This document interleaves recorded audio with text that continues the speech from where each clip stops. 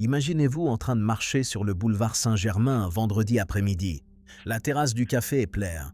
Boutiques de créateurs, odeurs de café et de pain, touristes avec des plans, ce genre de rue qui donne l'impression d'avoir toujours été exactement comme ça. Maintenant, imaginez savoir que quelque part, juste ici, sous le trottoir sur lequel vous marchez, des aristocrates étaient assis dans une abbaye transformée en prison, attendant de découvrir si leur nom figurerait sur la liste des condamnés du matin. La prison de l'abbaye a complètement disparu. Pas endommagée, effacée, et pas par la guerre ou la révolution, hein. Elle a été effacée par un plan d'urbanisme. Le boulevard sur lequel vous marchez n'existait pas avant les années 1860. Il a été tracé en ligne droite à travers le complexe médiéval de l'abbaye et tout ce qu'il contenait, y compris la prison et les murs où les gens gravaient leur nom avant d'être transférés à la guillotine. Je veux vous raconter ce qui se trouvait ici, qui était à l'intérieur, et ce qui s'est passé en septembre 1792, juste devant cette tour d'église.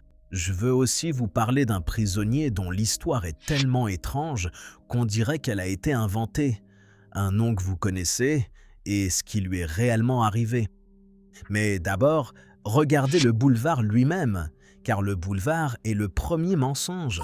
Avant la rénovation de Paris par Haussmann dans les années 1850 et 1860, ce large corridor rationnel n'existait pas. Là où vous marchez se trouvait un réseau dense de rues médiévales qui traversait les anciens terrains de l'abbaye de Saint-Germain-des-Prés, l'une des institutions religieuses les plus riches de France. Un lieu avec ses propres murs, ses propres tribunaux, ses propres marchés, sa propre économie interne. Pendant des siècles, c'était en fait une ville dans la ville. La Révolution l'a dissoute en 1790 et a réaffecté la plupart de ses bâtiments. Et parmi ces réaffectations figurait la propre prison de l'abbaye, qui est devenue la prison de l'abbaye, l'un des principaux centres de détention de la terreur. Voici ce que je trouve discrètement intéressant. Les moines ont toujours eu une prison. Elle était là depuis des siècles, utilisée pour les débiteurs, les hérétiques, les serviteurs de l'abbaye qui enfreignaient les règles. La Révolution n'a pas inventé la fonction. Elle a simplement changé qui était détenu et pourquoi. Et puis, dans les premiers jours de septembre 1792, elle a complètement transformé ce dont la prison était capable. Tenez-vous devant l'église abbatiale, la tour juste là, la terrasse du café sur le côté, les touristes assis dans la lumière de l'après-midi, et comprenez qu'en septembre 1792, ce lieu a été le théâtre de quelque chose sur lequel la plupart des visites de Paris ne s'attardent pas. La ville était en proie à une véritable panique. Les troupes prussiennes avançaient et des rumeurs circulaient selon lesquelles les prisonniers de tout Paris préparaient un soulèvement interne pour aider l'ennemi. Des foules révolutionnaires sont entrées dans les prisons. À l'abbaye, pendant 4 jours, les prisonniers étaient amenés un par un devant des tribunaux de rue improvisés. Prêtres, nobles, criminels de droit commun, personnes simplement dénoncées par un voisin étaient jugés à la hâte. Ceux qui étaient condamnés étaient exécutés immédiatement à l'extérieur. Ceux qui étaient acquittés étaient relâchés à travers une foule qui, selon certains témoignages de l'époque, les applaudissait alors qu'ils retrouvaient la liberté. Le nombre de morts à la bille seulement fait débat. Les estimations varient d'environ 150 à plus de 300 sur ces 4 jours, et les historiens débattent encore des chiffres exacts. Ce qui est attesté, c'est la procédure. Ce qui est également attesté, et plus difficile à ignorer, c'est un nom en particulier. La princesse de Lamballe, proche confidente de Marie-Antoinette, a été détenue ici. Elle fut amenée devant le tribunal, refusa de prêter serment contre la monarchie et fut exécutée. Ce qui est arrivé à son corps par la suite fut si extrême que les récits en furent partiellement censurés dans les archives officielles pendant des décennies. La violence de la Révolution ici n'était pas abstraite. Elle avait des noms, des visages précis et un clocher d'église qui observait tout cela à 50 mètres de là. Après septembre 1792, l'abbaye fut réorganisée en prison officielle sous le gouvernement révolutionnaire, et ce qu'elle devint pendant la Terreur constitue l'un des portraits sociaux les plus étranges de l'époque. Marchez le long de la rue de l'Abbaye, cette rue paisible qui longe l'église, aujourd'hui résidentielle avec quelques galeries, et essayez d'imaginer ce que les bâtiments qui l'abordent abritaient en 1793 et 1794. Une population tournante de nobles arrêtés, de suspects contre-révolutionnaires, d'étrangers et de personnes qui ne pouvaient pas vraiment expliquer pourquoi elles étaient là, si ce n'est que quelqu'un avait déposé une dénonciation. Les cellules étaient bondées, mais les mémoires des prisonniers qui ont survécu à cette période décrivent quelque chose d'à peine croyable, presque surréaliste. Les anciennes hiérarchies du monde d'avant la Révolution se reproduisaient à l'intérieur des murs, car les prisonniers ne savaient pas comment s'organiser autrement. Des formules de politesse formelles entre détenus, des repas organisés selon un protocole quasi officiel, des parties de cartes, des conversations. Le monde extérieur avait aboli l'aristocratie. À l'intérieur, elle se maintenait discrètement, de la seule manière possible, par l'habitude et le réflexe social. Plusieurs des prisonniers avaient publié des livres, tenu des salons et composé de la musique avant leur arrestation. L'abbaye a brièvement contenu, sous une forme condensée, un échantillon du monde que la Révolution démantelait méthodiquement. Tenez-vous maintenant sur le boulevard et regardez vers l'est, en direction de la Seine. L'itinéraire menant au tribunal révolutionnaire puis à l'exécution suivait à peu près cette direction.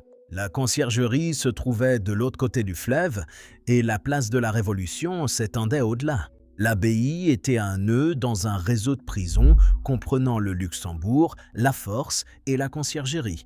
Les prisonniers passaient de l'une à l'autre selon la capacité et l'étape de leur traitement. Les tombereaux, ces charrettes découvertes transportant les condamnés, étaient un spectacle public. Des foules se massaient le long des routes. Les listes imprimées des condamnés à mort étaient vendues chaque matin dans les rues afin que les Parisiens puissent lire, pendant leur petit déjeuner, le nom qui y figurait. Certains témoignages décrivent des personnes consultant ces listes comme on consulterait un avis affiché. L'administration de la mort était devenue, à sa manière, une industrie de l'édition. Cependant, et c'est ce que les listes ne pouvaient pas prévoir, certains prisonniers passés par l'abbaye furent finalement libérés. Thermidor arriva, la terreur inversée. La même prison qui, quelques semaines auparavant, transférait des condamnés à mort, a commencé à relâcher des survivants dans une ville qui, soudainement et de façon déconcertante, changeait de cap. Certaines de ces personnes sont sorties dans les mêmes rues où la foule avait récemment acclamé les charrettes. Ce qui m'amène aux prisonniers dont j'ai parlé au début. L'angle de la rue de la Bille et de la rue Bonaparte, aujourd'hui un coin ordinaire de Paris sans aucune plaque commémorative, faisait partie de la géographie opérationnelle de la prison. Le marquis de Sade a été détenu à l'Abbaye brièvement pendant la période révolutionnaire avant d'être transféré ailleurs. Son histoire d'emprisonnement est compliquée.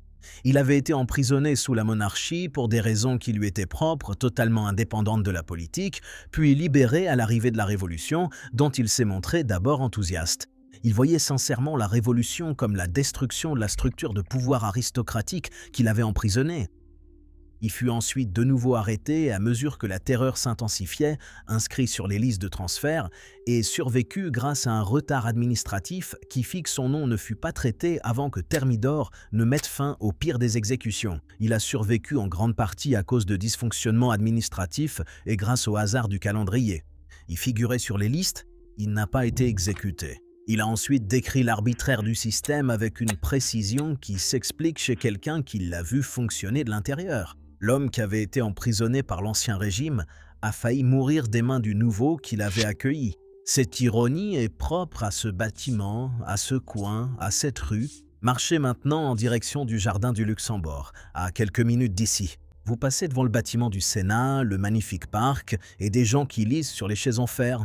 Le palais du Luxembourg a été transformé en prison en 1793 et a accueilli une population remarquable. Diplomates étrangers, nobles, politiciens girondins, scientifiques, écrivains. Thomas Paine, auteur du Common Sense et l'un des architectes intellectuels de l'indépendance américaine, y a été emprisonné pendant 10 mois en 1793 et 1794, arrêté en tant qu'étranger et considéré comme un risque politique. Il aurait échappé de peu à l'exécution à cause d'une erreur administrative.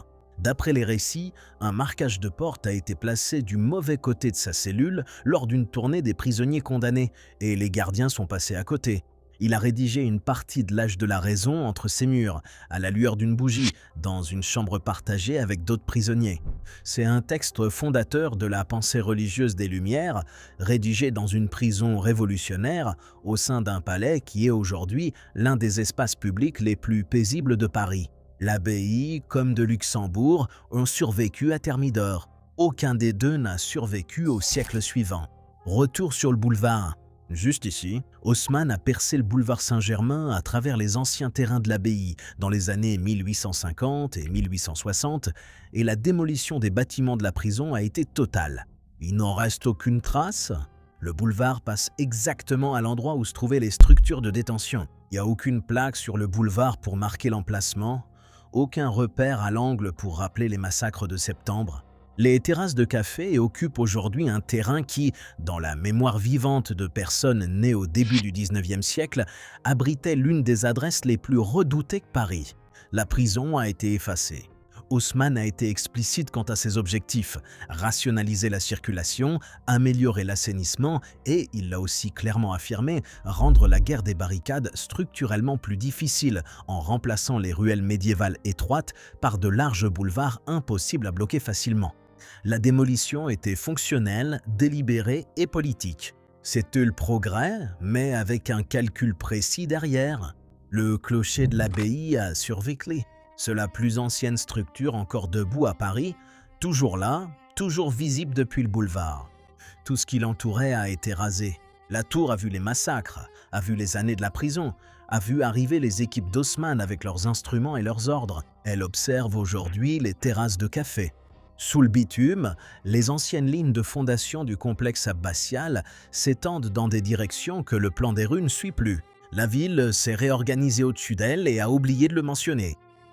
La prison a disparu, le boulevard ne sait même pas qu'il a remplacé quelque chose. C'est ainsi que fonctionne la modernisation. Sans drame, sans annonce particulière, on construit simplement un café par-dessus et on passe à autre chose.